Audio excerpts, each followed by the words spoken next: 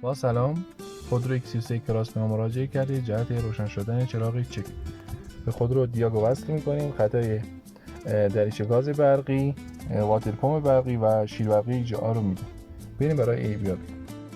بعد از تست و بررسی خودرو متوجه شدیم که یک فیز 15 آمپر سوزونده.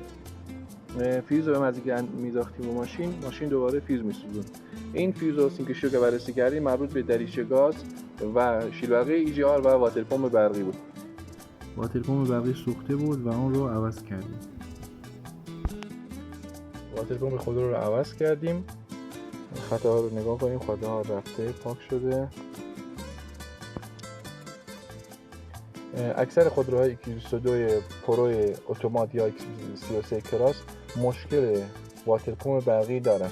دلیلش هم که یکی از ایواش باید میسوزه و باید عوض بشه.